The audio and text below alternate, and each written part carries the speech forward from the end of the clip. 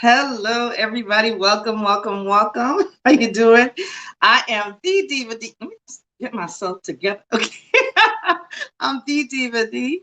All right. This is Diversity and Equity in Education, and we are hosted by the fantastic and phenomenal Bianca Goolsby of Teaching for the Culture. And my co-host is running a little bit late, but she's there. She knows she's working overtime and triple time and double time and all that. So she's gonna be on in just a minute.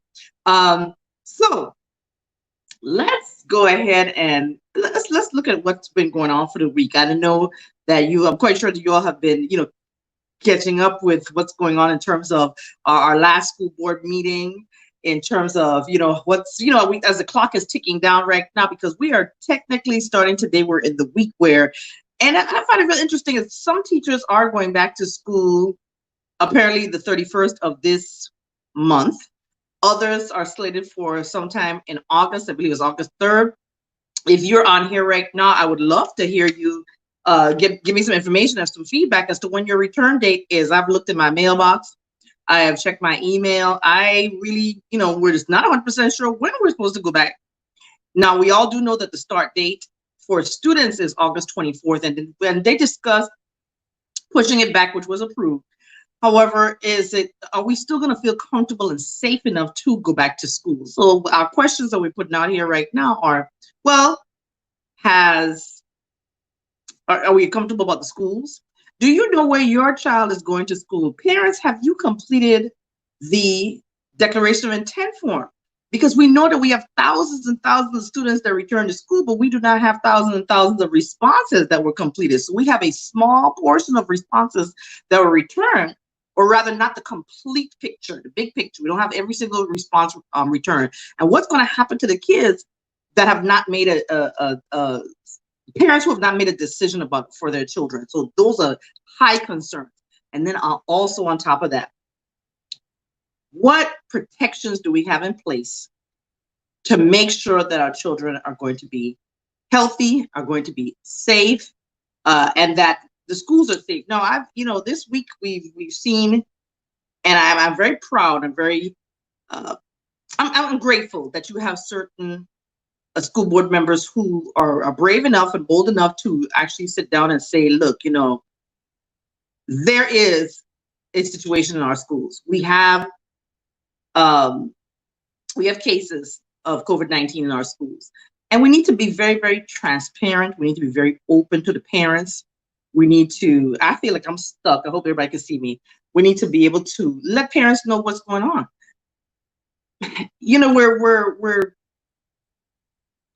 It's people's lives at stake. It's like this. I'm trying to make an analogy for you as simple as I can put it. Teachers want to teach.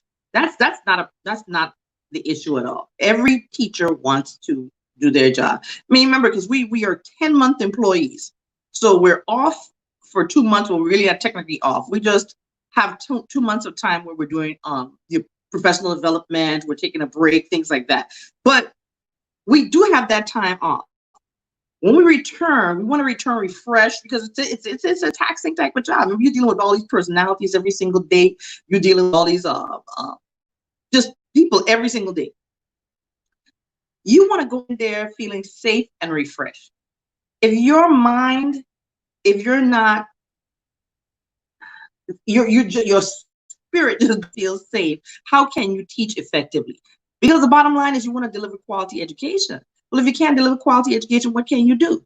Now, I do want to get I'm pause for a second, because I need to know if I am frozen, because I am actually frozen on my screen. So B, let me know if I'm frozen on your screen. Am I still good? Somebody click in and let me know if I'm still good or if I'm frozen somewhere.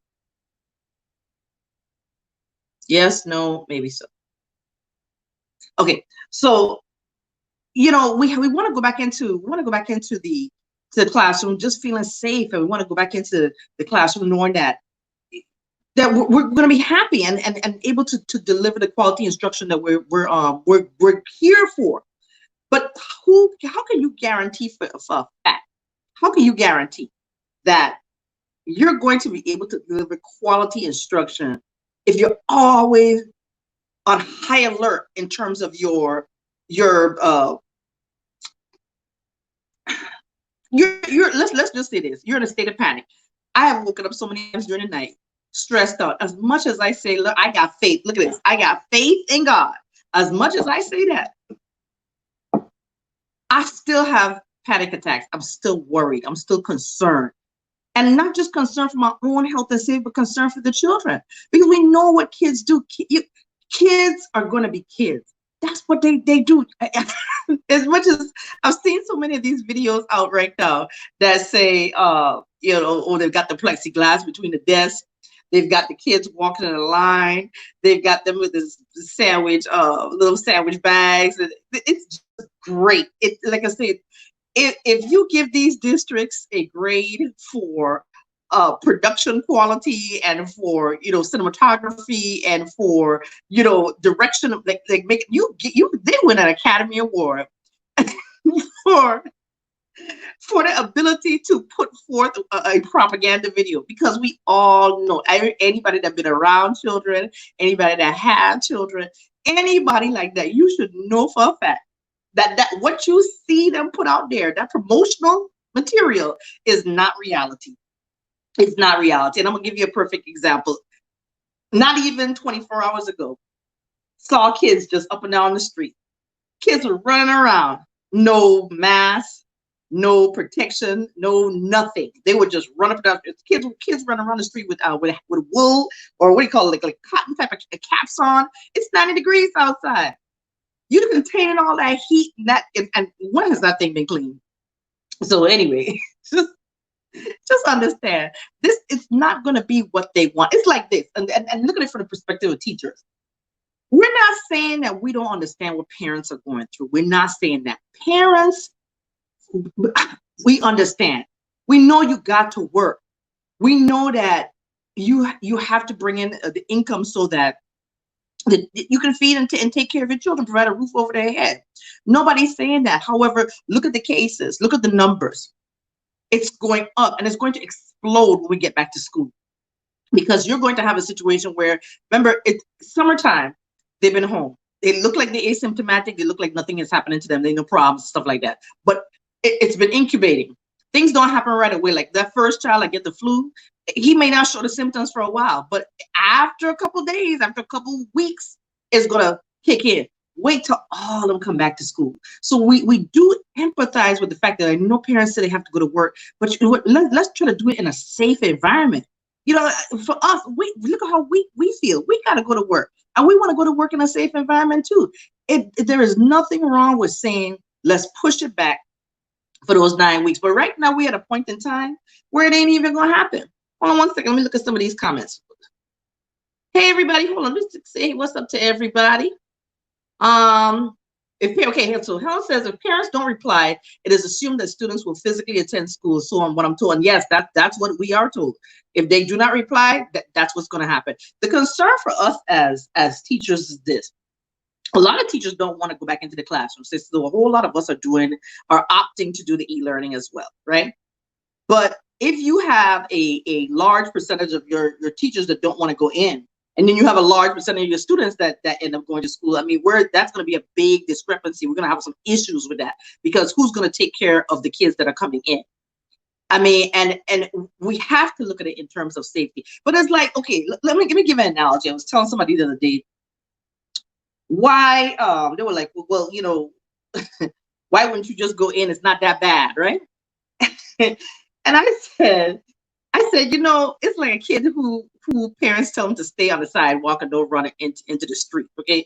Well, I like to be safe. So I'm going to stay on the sidewalk and be safe, as opposed to I'm gonna just go run and play in the street, and which will exponentially increase my chances of getting hit by a car. Okay. Why would I make an option to purposely put myself in harm's way, as opposed to saying, let me just stay here and be safe and not risk it, And I hear a different point of views. Like at the meeting, the school board meeting last week, you heard from students, and I understand the students. I mean, they really got the short end of the stick, because they want to be in school. and they want to be around their friends and things like that, because kids are not going to understand. They're not going to process the fact that, why are you taking this away from me? But a lot of times if kids are short-sighted, they only see what's for them, what's in front of them. But we're looking at it from a bigger perspective. And then the other thing too is, hold on, let me go to your so now, Bianca, you said, am I frozen or am I not frozen? Somebody says I'm good. How am I going to help students with their work if I'm supposed to keep my distance? Okay, that's a great one too. Right. Most classrooms are set up in a collaborative type of way. I know my classroom, I teach reading. So my classroom is truly set up in clusters. It's always, group A, B, C, D, or group 1 through 6. Then it's always a small group situation on the side. Then I have I also have, what do you call, on the other side I have my computer-based thing. Hey, and it's amazing to me how they want us to separate the kids, but we're always thrown together in a situation where they're always doing collaborative work. So it's going to be hard to separate them. April, how you doing? I'm well. How are you? Good. I'm having a problem with my screen, so I know that you're on, but I'm a little stuck on my screen. But as long as you're responding, we're fine. So how's your afternoon? How's your week been? Well, with Tupac's new business, it has been quite eventful because are you drinking out of the birthday gift? Yes, I did. This is my birthday gift. I'm done with you. One of my birthday gifts. I don't know what I expected differently because you were going to drink out of it. I don't know what made me think not. Every time I get something new, I gotta use it right away. What? Okay. But anyway, Tupac's business has definitely been doing well. The paparazzi twins, so I'm excited for them. But we're working out some kinks with deliveries and locating people for their orders. But they are super excited about it, and I'm just going to stay as motivated as they are. Good. So now, all I was talking about earlier this week, and you can see by the comments that are coming in, we're just talking about, what's going on with the school board meeting this past week, what our feelings are about returning to work, and then of course the confusion regarding start dates, because we don't know when we're supposed to start because it's not been clear. I know if we're going to go by what they have put in black and white, we know that the students' return date is August the 24th. That's whether it be brick and mortar, which is on-site e-learning, or Hillsborough virtual. I'm not sure about how Florida Virtual School schedules, what their semesters look like, so I can't speak to that. But most definitely, the kids are scheduled to be lights, camera, action on the 24th. As it relates to teachers, now I can say that for me, I'm scheduled to go back on August 3rd. When are you scheduled to go back? That's the thing. We by word of mouth, we've got July 31st, but we have not seen any paperwork or anything in the email that tells us specifically that's the day we're going back. So y'all still haven't received your notice from Young Middle Magnet that normally goes out every year, like a week before. Okay, so that's interesting. So I know for me, we received an internal message, with a whole bunch of verbiage. I won't get into that, but we're not scheduled to go back into August 3rd, and that's professional development study day. That's for teachers across the district. And mine's is virtual. I'm not exactly sure about yours. So it is very confusing that here are two teachers that work for the same district, but cannot give the same information. Right. That's and really I don't understand why. I'm not understanding why.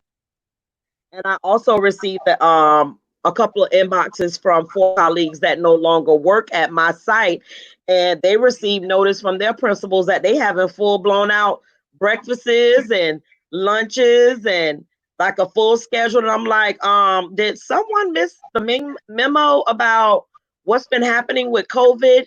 And let's allude to this as well. if that's their mentality, that they can even put forth a written document out suggesting that we're going to have a luncheon and a breakfast and meet in a same generalized area that you all have met before, what rock have you been living under? And Right. have you been taking any type of precautions during this time? And I would think no. Matter of fact, let me No. put some emphasis on it. Hell no. You've been Right. doing whatever, whenever, however. Nah, I don't want to sit in the room with y'all. Sorry. Not Right. sorry. And so looking looking at some of the comments ahead of time, it says here's here. Let me go back and go over some of these comments here. So one, let's see. Helen was saying, not every teacher who wants to do e-learning will be approved for e-learning. Can we speak about pre-planning? Anybody else worried with the welcome back breakfast?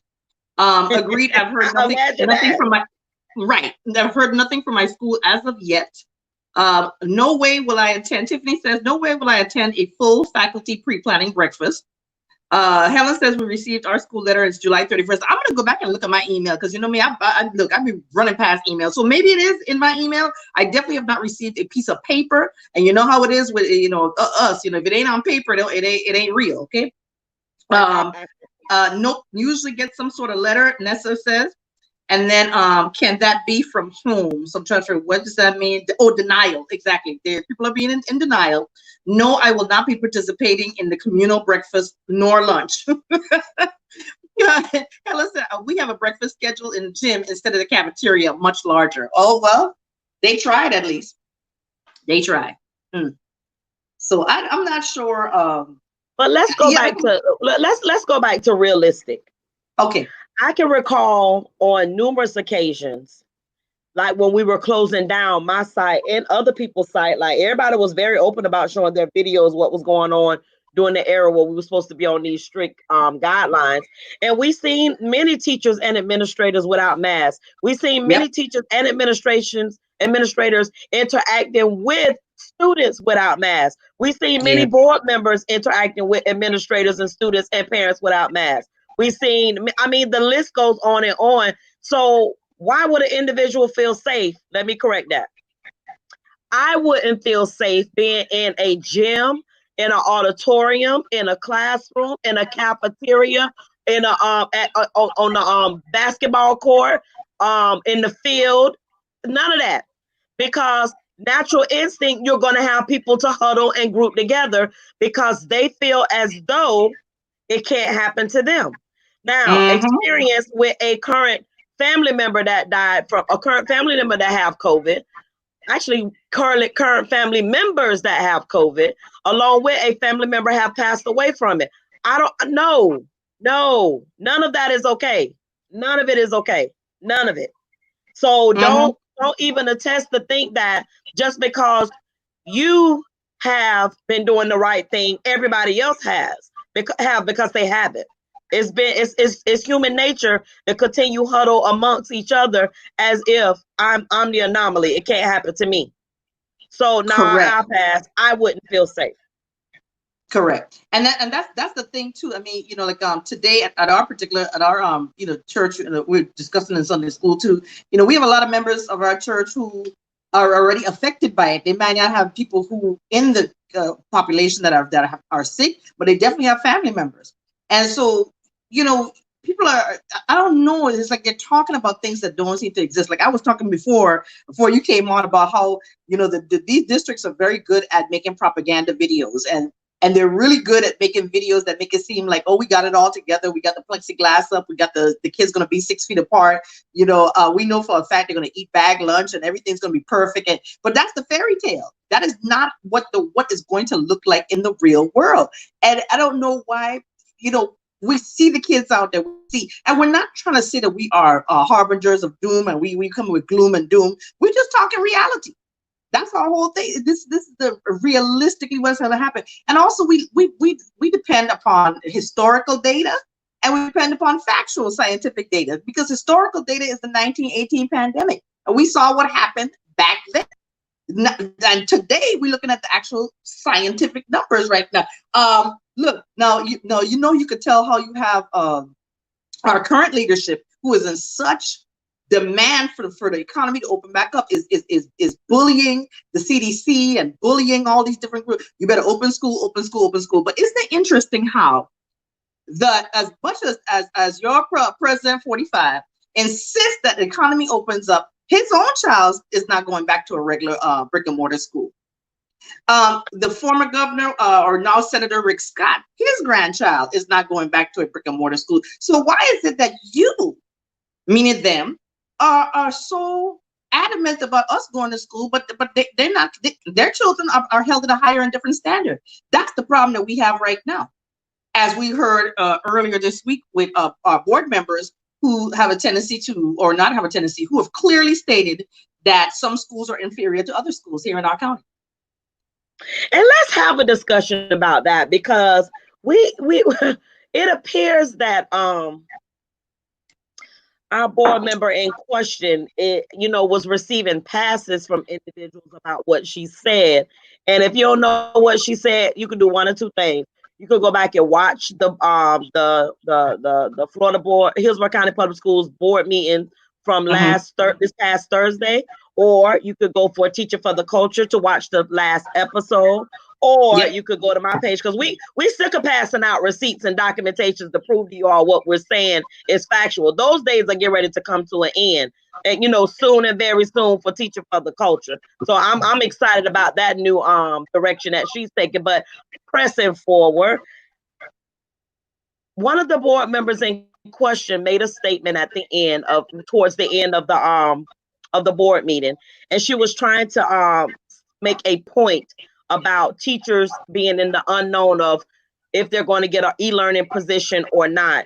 And she alluded to the fact to say that she started out making an example about, what was the name of the school? Steinbrenner. First was Steinbrenner. She made reference to Steinbrenner. And when it appears that the impact that she was going for was not harsh enough, or was not getting the response that she needed or felt the desire to need, she then alluded to say no teacher would want to go and work over at Sulphur Springs K-8. Now, her point was made at Steinbrenner. She could have left it there.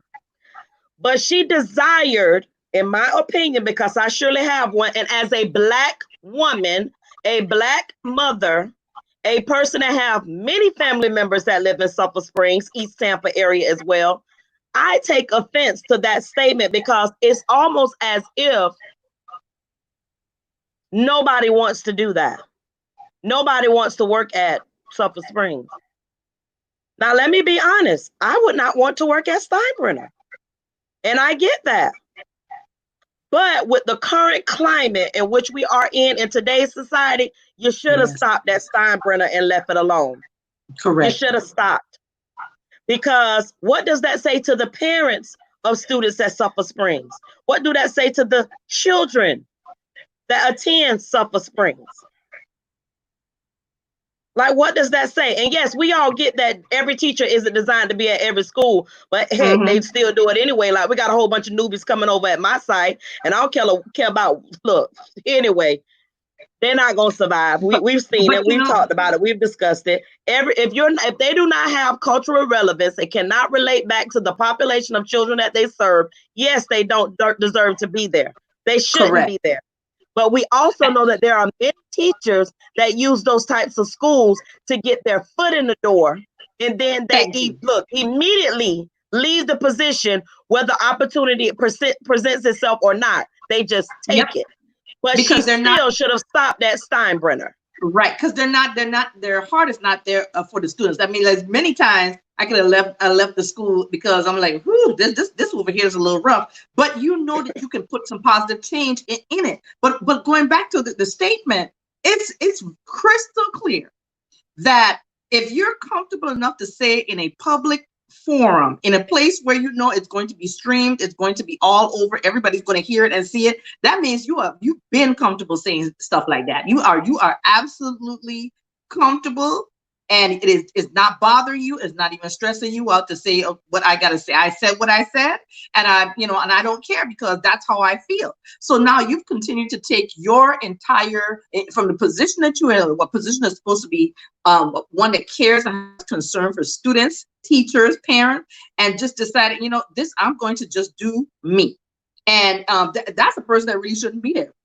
Because if you don't, if that's how you think, and we are the what is it, the one of the largest employers in Hillsborough County, and this is your opinion over schools, then no, this is not the place for you. It really isn't. Yep. And so again, it may be factual, but it surely should not have been said. There's a lot of things I would like to say about people and individuals and places, but I know there's a barrier or a fine line, I should say, that it's just not right to say. Right. Right. Hopefully not in a role as such. There's a time and place for everything. So we just gonna say that Madame should have stopped that Steinbrenner. It did not require for you to add more fuel to the fire under the current climate that we are in the United States. No, worldwide. You should have stopped. You should have stopped. Definitely. Too far. Nobody told you or corrected you up until this point, but too far. You went too far. Exactly. So now let's so I gotta give applause to one of our school board members who was brave enough to say, hey, look, I'm gonna put this email message on, put this notes on, let it out here in public, let y'all know, yes, these schools have had cases of COVID, because y'all ain't gonna put it on me to say I knew. And I knew ahead of time and I didn't say anything. But what concerns me is that we're not being even more transparent than that, to let the parents know. We got to let parents know that the schools are okay. My school might be clean, but it's been cleaned 2 and 3 times because the cases keep coming back. We need to start letting people know that we seem to be a little short on custodial staff, maintenance staff. We're going to be short going into the classrooms because people have put in for extended leave. People have put in for early retirement. People are putting in for, just saying, hey, listen, I might not come back because this is just not the place for me. Well, let's go back to the board member that shared on social media that there were cases identified or connected to school sites, and that was 206 sites, if that serves me well on my memory. She indicated that she had received the email prior to the meeting, but had not had an opportunity to read through them. Now, here's my thing. Not only should the board members have received that, because they are further along the totem pole when it comes to stakeholders. The parents of the children in Hillsborough County, meaning all of us, should have received notice of the various cases of COVID here in Hillsborough County, period. It should not been a pick or choose who we gonna send it to and send in an email where it's probably in a clutter box with all the notices that they're receiving from CTA members, parents, doctors, whomever. So therefore, the same rate how we send out them text messages, the same rate we send out them emails, the same rate we have Iris, I think that's her name, call us all the time, and she hang up on us when she done talking. We should have gotten those. Yes. Every time there was a case, we should have gotten those. I promise you, parents won't get tired of it. Maybe it will have awakened some of them to become more concerned about this matter, that we're saying we need data. Where the hell have you been if you don't know the data right now as a board member, what the current cases is as it relates to children? I don't care about the adults at this point. Just you should have your nose all up in some doctors, whatever, in order to know what's going on as it relates to pediatrics. There is no excuse why you sat there and said, I'm waiting on the data. What you waiting for? Then you're going to put in the same breath that somebody, doctors and everybody calling you. Don't tell us about them calling you. Tell us what they said. Right. Because honestly, you're not waiting on data. You're using that as an excuse. You know what the data look like, even though you might not admit it. But what really the issue is, you physically want these kids in school. Why? For the money. And let's even go back further. The doctors that you all have spoken to, our chair, our Hillsborough County Public School chair, she sat on the EPG board and she reported back after being asked numerous of times by Commissioner Overman. What is the data as it relates to Hillsborough County Public Schools? I'm going to Hmm. get it for you. I don't have that yet. Da, da, da, da, da. A teacher get marked down for excuses, dude. Right. Even Oh when wait, we write. I'm so Even glad when you the went with. person that's grading us don't even know what we do, how we do it, and how long we've been doing it. Say it again. Let my progressive self shut up. Let my progressive Listen, self shut up. this way you need the legs on the screen right now. Why don't they take flight? Just take. Go ahead and take flight with that because Pull them up. understand Just something. slide them through. Slide because it's like, what's the point? Huh? You don't know the data. It's like when they come through with they come through with the clipboard, ask you what you're teaching, what the kids are learning, where's the objective, what's the agenda. You're supposed to know. You're supposed to know So right right now, away. if we had to give a score, a grade F, I would They stamp got a an F. F, a double They F. got an F. There you go. F. There's no way the largest employer in the district that impact the largest population of people citywide. Forget just citywide. We impact the majority. We got to include the Hmm. parents, the grandparents, the auntie and uncle, them, the students, you name it, and the workers. Here we go. You don't get to have that many passes on excuses. You don't get Right. to. We've been off for how long? If you're We've not been going to off since listen to the March. doctors, just say, unfortunately, we have chosen not to follow the advisement of the doctors. We cannot keep ignoring the science and all of this. Yes, is it going to be flawed? Because human nature, there's going to be error in the labs. You name it, it's going to be that because nobody has seen anything like this in our current lifetime. However, Mm-hmm. we don't get to keep saying I don't know, but we're going to push forward with the agenda of teachers walking back in the classroom with blindfolds on. Nah, Right. that's not it. I like That's what not Kimberly. it. I like what Kimberly said. She put in things. She said RA, required action. Right. That's what you get. That's what you get. Yeah. And then Progressive talking and about required action. evaluating us. We're going to have Mm. observations during this time. What you observing? Because if we That, observe what you've been doing, we should all get exemplary. right. Right. Because to me, listen to this. To me, the fact that I gotta come into work and risk my life, that's an exemplary performance right there. That's exemplary. Because listen, you ain't covering me. You can't guarantee my safety. You saying for me, even though I could be safe on the sidewalk, I want you to run out there and run in traffic and play and get hit by a car. That's what you Say it saying to again. me. They want you to do what? You want me to run, even though I could be safe on the sidewalk, you want me to run in traffic and go get hit by a car because you're not providing me, you're not giving me a guarantee of safety. So as far as I'm concerned, just by the fact that I show up to work, I should get exemplary because we all And know teaching is not going to be what I'm going to be doing. I'm going to be spending the whole day making sure kids stay away from each other. and let's go back even a little bit more so.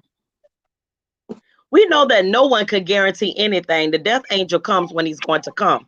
That's right. However, biblically, you're supposed to have a little bit of knowledge when you're moving forward with things that you do in Correct. your life. Correct. Look, so we cannot go in one direction and say, oh, I can't guarantee this, I can't guarantee that. What you should be able to guarantee is a plan that makes scientific sense as it relates to human beings and their lives. That's what you should be able to guarantee.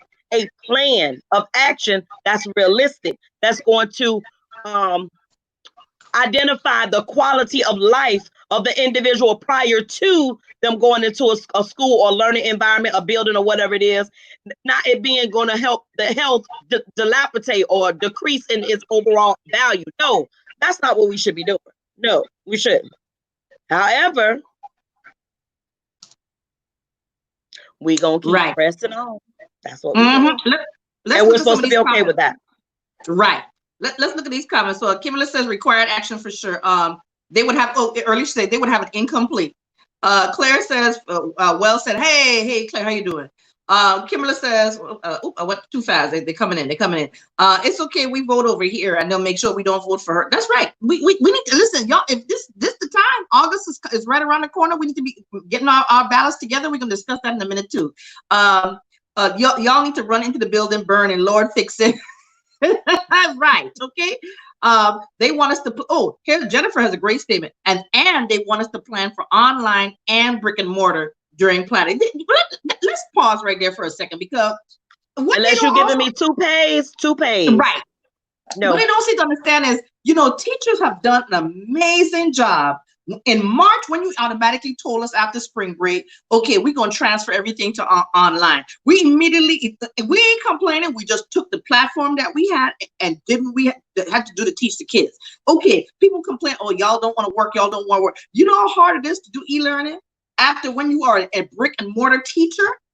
And you're gonna transfer everything, and then then here's the thing: you got to guarantee, or not guarantee, you gotta pray and hope that your kids' attention is captured long enough, because you already in the brick and mortar, you have a percentage of kids that already have issues with paying attention, staying on task, staying focused, and now you got to try and capture that in e-learning. So you're working 10, 15 times harder than you're accustomed to working. So when people say, oh, y'all not working, y'all not doing anything. Oh, no, I beg to differ. I beg to differ. But you expect us now to come up with two sets of plans? No. And let's be clear that it seems as though everybody, or the majority that's having so much to say about teachers, don't teach. Ain't never damn taught. They never. You don't hear me commenting about pediatric doctors or nurses or heart surgeons or people that work with bones chiropractors. You don't hear me putting my mouth on them people's jobs. Right. You don't hear me telling them, if it don't have nothing to do with education, Carl, shut up. That's what I do. Because the other day I went in to get a mammogram. We're not babysitting agencies. Right. Listen, I went in to get a mammogram the other day, and I did not tell that lady where she's supposed to pop it out and put it on the machine and squeeze it down. I ain't tell her none of that. She know her job. She knew exactly what she's supposed to do. And I'm like, hey, listen, I just want to make this quick and painless. I'm tired of getting pushed and squeezed and prodded and stuff like that. But I don't tell her what to do with her job. She is considered an expert. Right. We're the only ones that are experts when it's convenient. Oh, just a couple of months ago, teachers are saviors. Look, we're going to do better next time and blah, blah, blah. Yes. However, now I got to go back to work, and we need teachers to figure it out. We don't earn six figures. We have our own family. We have our own lives to figure this out.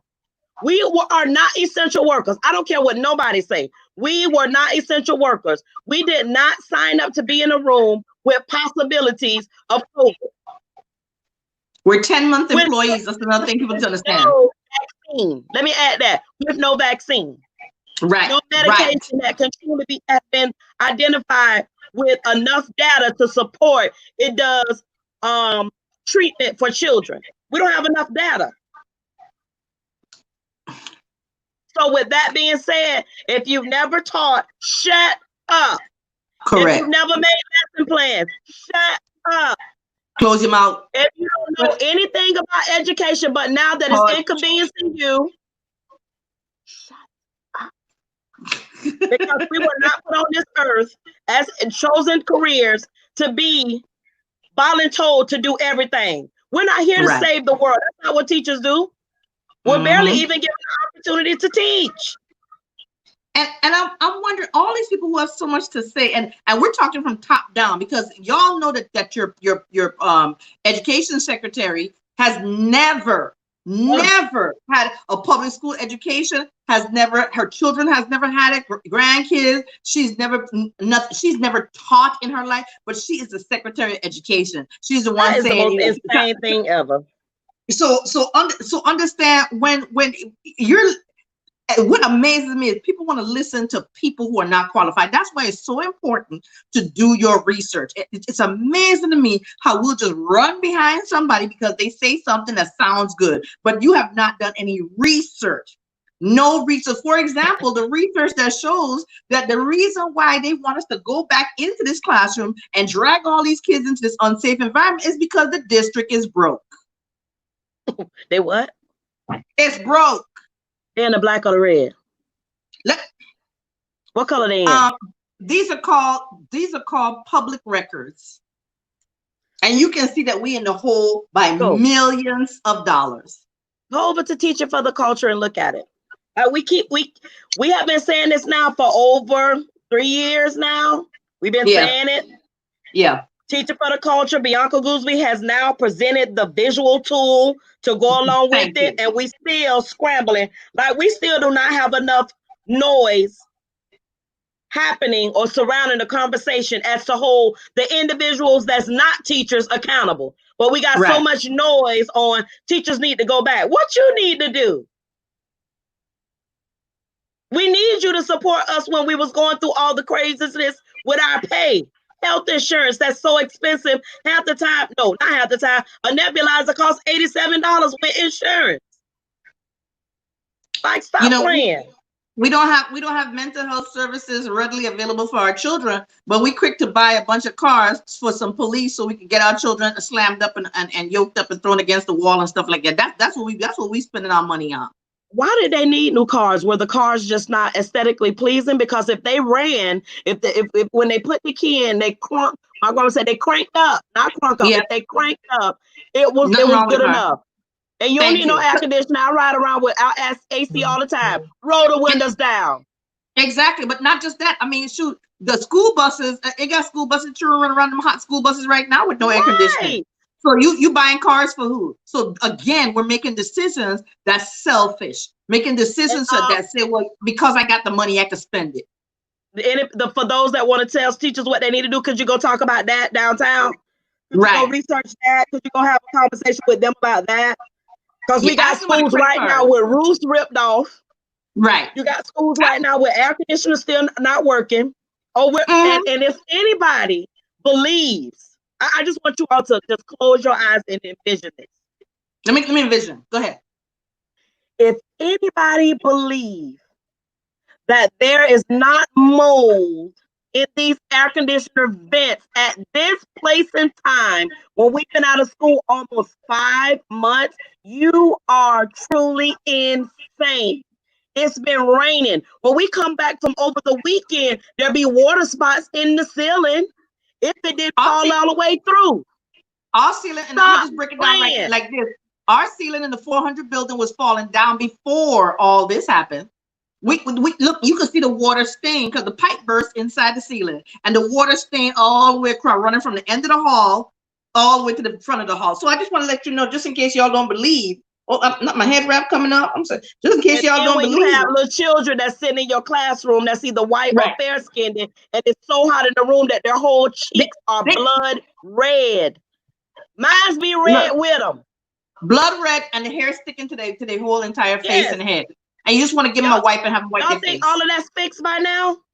And we already know at the beginning of the school year, the air conditioning units at several sites, and we can't afford chillers at our school because we don't have a PTA or a booster club that can just roll the money through. But I digress. The air conditioning units never start off well at the beginning of the school year for the majority of District 5 schools. I'll take that there. We always start off with 80, 81 degrees. You see, look, when the news was reporting how teachers were taking pictures of the thermostats in their room. I have 5 fans. One of y'all teachers stole my fan, but I ain't gonna talk about y'all like that's on the live. But listen, I have 5 fans. We want the fan back. I want my fan back because I'll fight. That's why I want my fan. Try Jesus. We want the fan back. I'm telling you, I'm not playing around. I will fight over this fan. I'm telling you right now. So, but that's what I have. 5 fans in my room. Kids would come to my room just to stand in front of the fan. And let me tell you, you know what's instant death? When they done sprayed Axe body spray and go stand in front of the fan. They try to kill somebody dead. Kill you dead. Hold on. Let's roll this footage back in. Let's have a conversation about our good old colleagues. You know, the one that's want to sit and have their side by conversations about all that's going on, but they don't have these they want to conversate about us, but they're not conversating about all the ruckus that's going on the campuses. Let's talk about them. At any point that you feel as though the treatment that your students are receiving is please know, don't take the time to focus on the messenger. Focus on the inequities that's happening at your site that you are condoning when you don't say nothing. Let's talk about that. All the administrators that are sitting, waiting, it's okay. It's okay to say, I don't know.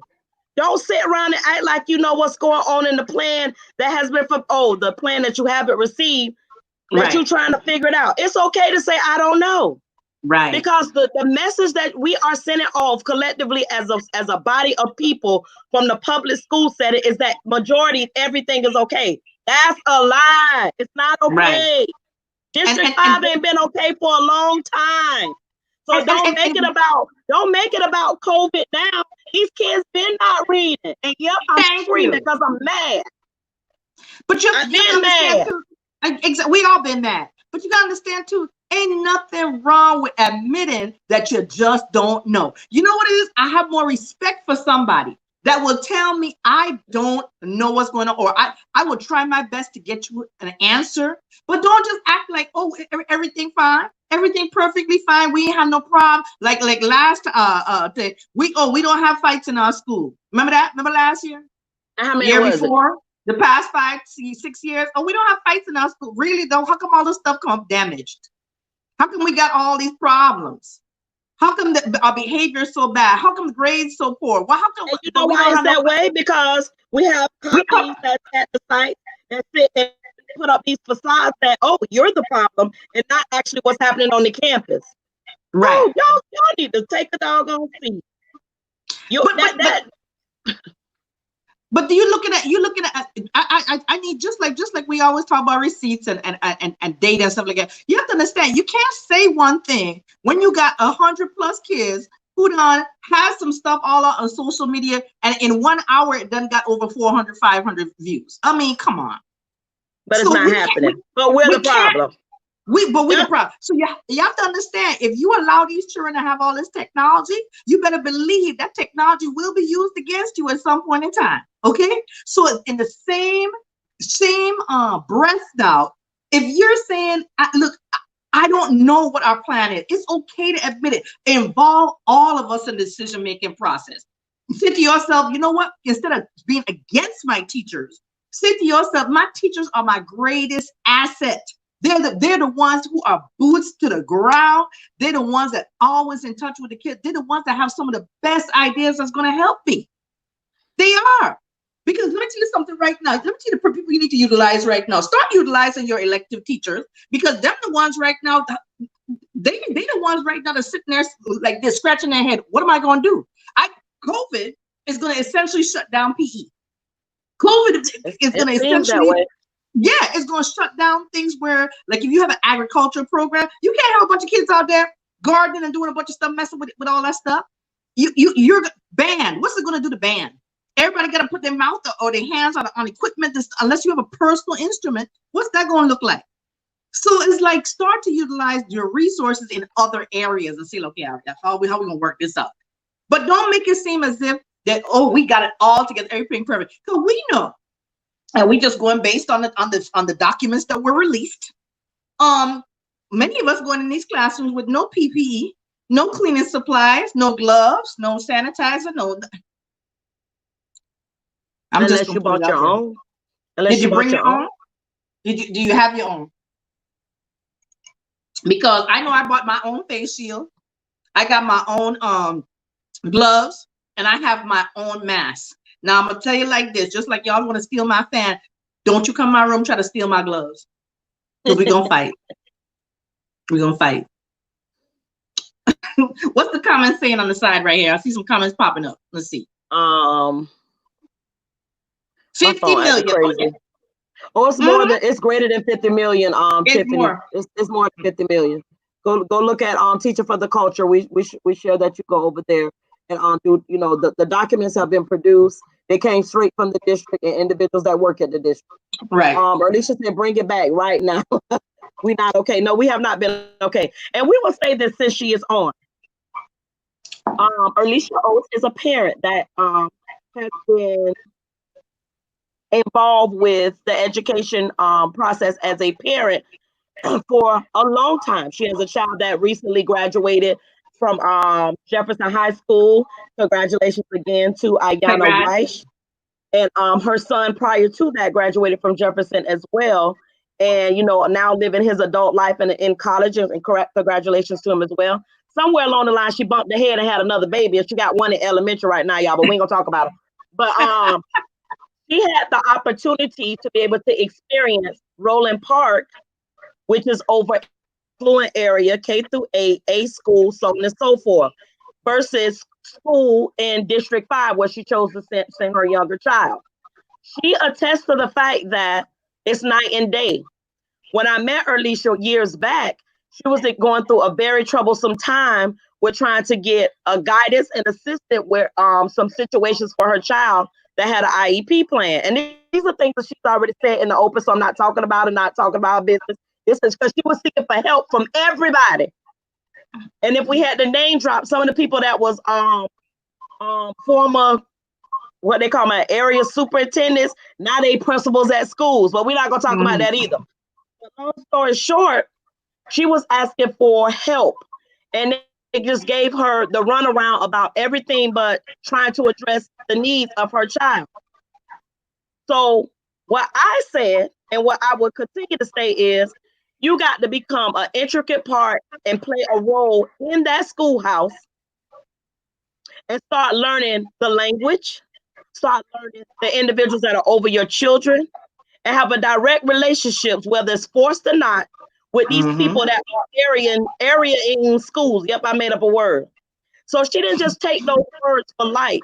She began to become an active individual at her child's school, PTA president for her child's school. She continued to advocate for the kids in her community and still do so. Develop a program. Somebody stole one of them, but now she got our supplies. And at a professional organization that she thought she could trust individuals, but they stole something from one. I'm gonna leave that alone. And she began to understand that what you receive over at Roland Park is not what you receive over at the She-High. Correct. Well, even at She-High, before she got there, I could say that. James Elementary, Robles Park, it was different. Now the question becomes, why is it different? I can't answer that. I don't know. I can't answer that. But when she was seeking support from leadership outside of the school, that should have not been different. That should have been consistent across the board. Right. Period. She has continued on to become the VP for PTA in Hillsborough County. She sits on the council. So now she has even more of a microscope to be able to really see what the underlying issues are. That's my friend. I know in detail. Matter of fact, that's my sister. And I will say to you, she knows clearly that there are issues when it comes to the equity as it relates to a child being Black versus a child being white. It's clear. They don't see the same. I'm telling y'all, nobody wants to talk about that situation. But until we start talking about it, it will continue. And Black and brown children will continue to receive the lesser of quality of education when they're in a certain demographic or district in the schools. Period. And that's what they need to understand. So here it is now. We've spending all this money. We're all like we millions of dollars in the hole. And all to pull up all these gaps and close all these gaps as they claim to see, and all these things that, well, you were taking money and spending it incorrectly. That money could have been funneled into the schools that are falling behind, all these DNF schools. You could have provided programs and mentorship things and all the things that we talk about. But everybody comfortable letting these schools fall behind. And now we want to talk about, I'm concerned. I'm concerned now about the learning gap. You ain't concerned with the gaps because you weren't concerned with the gaps then. Let's go back. Let's recap on, and you know what? See, people always say, well, y'all always got something negative to say. No, we don't. We just speak to the things that's more prioritizing for us as it relates to meet the needs of our students. So one of the school board members, she spoke very eloquently and passionately as it related to, y'all haven't been worried about, no. She, in so many words, say, I want y'all to match the energy that y'all had all this time when our students in District 5 was already behind and the learning gaps already existed and were widening. Why we didn't have that same type of energy, that same matched energy to be so, we got to do this, we got to do that. And she basically said, why y'all so concerned about going so quickly back right now? Why we couldn't take off for 9 weeks to figure this thing out? Because the children in District 5, the literacy rate, go look it up. It's below 50%.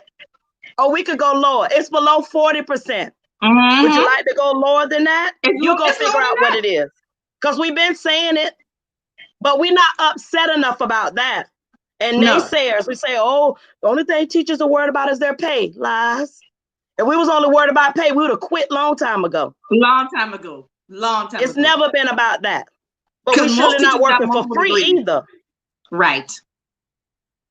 Because listen, if you are sending children to school that are coming to school that have no background, that meaning they coming to school and the first time they picking up a pencil is at school, the first time they reading is at school, the first time they getting phonics and phonemes and all is at school. That working to get a child on reading level, you need 3 times more pay, because that is the hardest job ever. So believe me, it ain't about the pay. What it's about is, okay, what are we, all of us collectively doing? Because one of the things the conversations I have with parents is when a parent comes in, and it's usually a behavior issue, but when the parent comes in and they talk to me about behavior, the first thing I do is pull out that child's folder. I pull out that child's work and I say, I want your child to read this to me.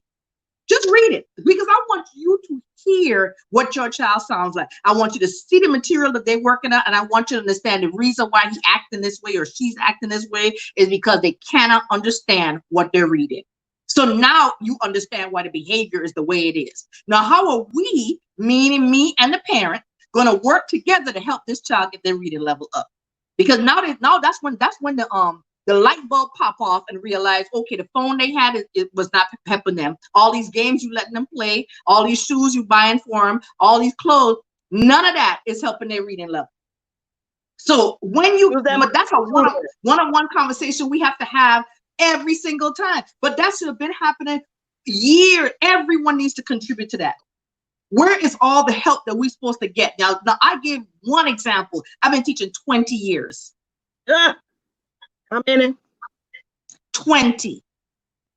And we got people telling us that has never taught a day what we should be doing. You're welcome to go and take the teaching certification test and come on in the room. You can become a substitute if you don't have no criminal background. You need to substitute, because there's a lot of room right now for people to walk in that door. You really want to do something, and you can have another job, because if you're off one day during the week, that could be your day to come in and substitute. Correct. Everybody that working in all, we don't want to prevent you from that opportunity. We don't want to prevent you from having that opportunity. You got plenty. Listen, there's plenty of opportunities now. There's over 100 people. I don't know exactly know the number, but let's just bottom it out, low ball it out as say just 100 openings right now. We need subs. So if you got plenty to say, if y'all think substitutes get ready to roll in these schools where they are not providing any health insurance, they don't have insurance. I don't know why people think this. The funny part. People thinking that, oh, it's so easy. I just get some subs. Yeah. Listen. There's a reason why there's bonuses provided to substitutes that go to certain schools. Period. Oh gosh. It's not that easy. So stop playing. Like my thing is stop playing. And then the other thing too is what they need to understand is most of our subs are older people, and they're the group that are at risk health-wise. So you think they're coming? That's when you don't have, as my father calls it, 360-degree thinking. He said you only think in one direction. But you're not realizing you got to look at the whole picture. Where's your 360 degrees of thinking? You ain't thinking about that. You thinking real short-sighted. Yeah, we just need the same level of urgency to be mirrored as it relates with COVID, mirrored for a level of urgency for our children that are underperforming in school, reading and math, because those are two essentials that they need in order to have a good quality of life. They will not have it if they have not at least mastered those skills.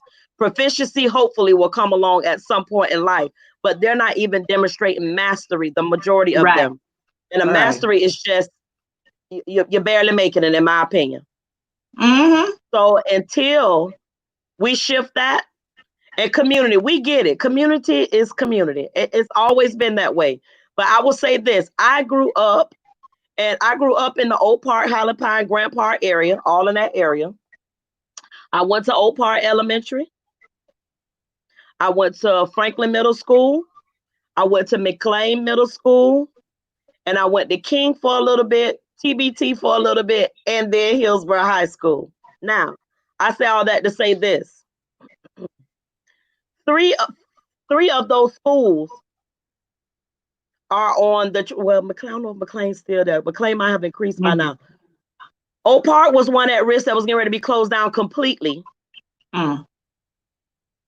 Franklin is now a all boys school, so that's a whole nother demographic.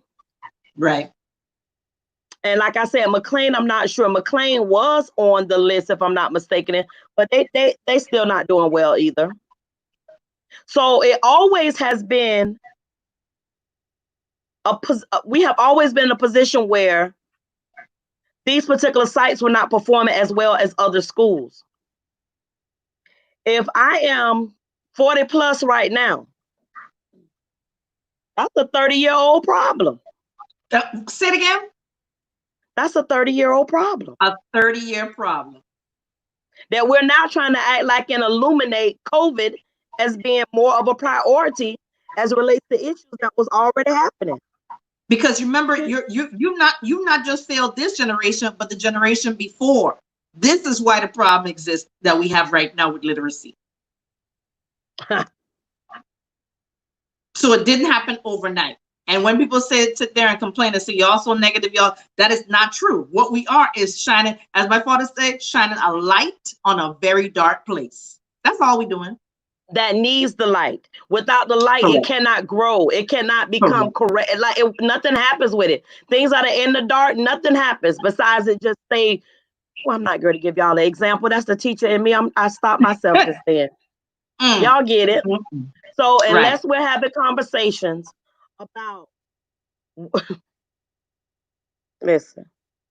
Yeah. We have a responsibility as adults to do what's best for all children. And I do that. I do that. I try that every day when I'm in front of kids. They may not like it. They may not agree with the way I'm doing. And like Bianca always says, I'm old school. There's a different in, an age. And I get that. And I have taken into account when she says that, like it come on in my head like, Miss Cobb, now, all right, now you're getting a little too much right now, these kids, da, da, da. So we're learning from her a lot. But I also know that the prescription that I provide to them as it relates to closing those gaps academically for them in math, it works. So I have to stick to the majority of that, but not just disregarding what I'm taking and learning from her. But I've never kept the focus on the parents. I can't, because the parents are, in my opinion, doing the best that they can with what they have, and they could be a product of Hillsborough County Public Schools. Remember, they went to the same schools and came through some of the same teachers and got some of the same treatment that their children are now getting. Exactly. So my goal has always been to interrupt that. When they had me teaching all advanced and honors classes, I was like, where are the Black kids? Like where they at? I'm not teaching them. I see them. They look like the majority that is here, but I don't teach them. But like my first 5 years when I taught academics, I didn't see them. So I had to start asking, like, how do I get in front of those kids? And then it was disclosed I would have to teach regular or the fused setting. And that's how I see the majority of my Black boys. I have classrooms, majority of my classrooms are 90%, give or take, Black boys, a sprinkle of Hispanic boys, and then you might have about 3 or 4 girls. And I started to notice that about 4 years ago. Like, what is this? Yeah, I've had one class is almost everybody. I think everybody but 2 were girls in one class, but I do have a majority of boys, and there's only one class I had that was high population of girls. It's just maybe just how it was scheduled, but it's a lot of boys, and I don't have that.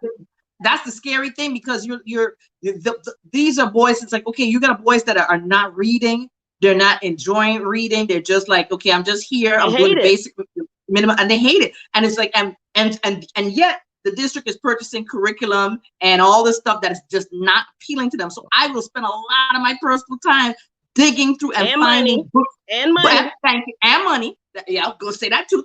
But yeah, getting materials that's geared for them, like literally looking for things that's like, okay, guys, this is for you. I got an Audible account with my own money. That's $14.95 a month in case anybody feel like sliding me some money, okay? But I have it for the boys because I'm like, if you want to listen to the book that you want to read, you can do that too. So it's like, understand something. We doing the best we can to get the kids to the level that we want to get them to, so that they're successful for what life. Because isn't that what Hillsborough County model is? The vision is preparing students for life. That's what we try to do. So we try to figure out when the district and specifically the school board. Hold on before you go. Hold on before you go there. Hold on. What? They say they're preparing for students for life. Does that hold true as also leading the school to prison pipeline? What life y'all preparing them for? Go ahead. Legs. Do it on there. I said it. We lead it. Go argue about that. Go talk to somebody about that. If you're interested, we have a complete document ready to support your argument, your question as it relates to Hillsborough County leading the school to prison pipeline. Right. Want the document? Inbox me. We'll send it to you. Talk to your legislators about it. Your current district house rep. Talk to them. Right. We are. And we want to talk to these future judges before they get in office, because most of their lawyers before they became a judge. I want to talk to you because here we go. There was a judge, a candidate for judge. Finish your thought first, Didi. Go ahead. Before I get on the tangent. No, but I agree with you, because it's like, we supposed to prepare students for life, but if you're preparing them, they seem to be headed straight to prison. So is that the life that you actually preparing them for? Is that right? Is that the black boy? Is that the life that you're preparing them for? Because you say you're preparing them for life, but you can't be when you're taking the money and spending the money on everything else except anything to enhance and benefit their education. Now going to your point about the lawyers, go ahead, talk about that. Okay, so there was a Haiti oppressor. I don't know her last how to say it. Oppressor. She had a person as a candidate for judge. And I can't remember his name, but long story short, I asked the question in the chat. I made a statement first. I said, Hillsborough County Public Schools lead the school to prison the pipeline for the state of Florida. What are your thoughts on that? After I said that, I said, what would you do or recommend to interrupt the systemic issue that has been lingering in the Tampa Bay area for some time? The response was, I sit on the board for Pace for Girls.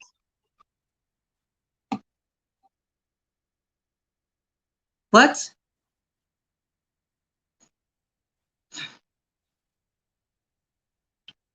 That's a response? The response was, I sit on the board for Pace for Girls. Not even answering the question. Not even addressing the issue. But we're not trying to figure out what's going on with these people before they get in office. And we put all these people on, and that's the thing. And it's amazing when you see the endorsements, when you see people say, okay, vote for this person, vote for that person. How would they help it? But has that person helped the community? Because they sit on the board. They sit on the board for Pace for Girls. If you sitting around and you have never done anything to even just do basic research, look at the school system. Remember, we're not going to live forever. I keep telling people over and over, we're not going to live forever. So what you're doing is building society for the future, building a society for when you get old. So, I mean, when you look at it, are you passing laws that's going to be helpful to encourage people to get educated, encourage people to be able to be business owners and entrepreneurs and things like that? Or are you passing laws to say, okay, I'm going to try to lock up the majority of the people who have the least amount of education? And what am I doing to help? The oppressed people continue to be oppressed. Right. Am I making myself available for mentorship? Am I going into the community and looking and seeing, okay, this is what the community is all about? Or am I operating in a silo and saying, okay, well, I only want to be around these kind of people because they're going to tell me what I need to do? No. Do the research for yourself. It's like being a puppet. And you let's being go pushed back to around. this. The majority of us that's our age, we're grandmothers. Remember, your grandchildren got to go through the school system. Right. Did you forget about that? And then when your grandchild is sitting in somebody's courthouse and you crying and saying, I raised them better than that, you want to know what happened.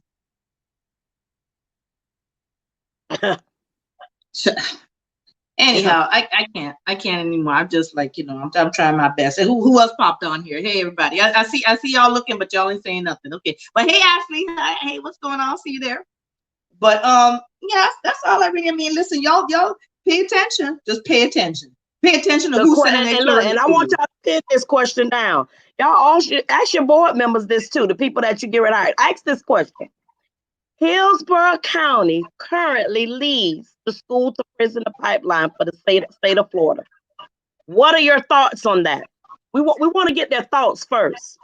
Yeah. Then the question becomes, what do you suggest, or what are you going to do to interrupt this systemic issue that has been lingering over the Tampa Bay area for some time? Right. There's a question. Two great questions. Just two. We can say we doing something. All our listeners, watchers, people, for a little bit, our little people, our little small platform here. What you doing? What you doing? What you willing to do? If you have melanin in your skin, it's no excuse for you not to be doing. Like, you don't have an excuse. You don't get one. Right. And we are the minority. We continue to be the minority. And then look within and say to yourself, what have I been doing to disrupt that? What have I been doing? Interrupt, disrupt all that. What have I been doing? Right. That's what you need to say. I remember it's just two questions. We ain't giving you a full pop quiz. Just two questions. Just two. And let's go back, because people, they start to formulate in their minds that we must be against white people. Oh no. Just because we highlight what's happening as it relates to the Black child, that does not mean we don't care about all children. Be very clear on that. Because I got to teach all children. I can't whitewash what's happening to my Black children. When I have a Black child and Black children in my family, and see the continuous cycle that's happening to them. And if you're an educator and you're not saying something, and you're African American, you're Hispanic, you're the minority, shame on you. Shame on you. And especially if you're a woman of God, you're supposed to be a God-fearing individual. But in the same mouth, I trust God. I got faith. Hallelujah. But listen, and that's the point too. And that always bring me back to that moral question. If you claim, you got to claim to be a person of faith, you got faith in God, then why are you treating God's children like this?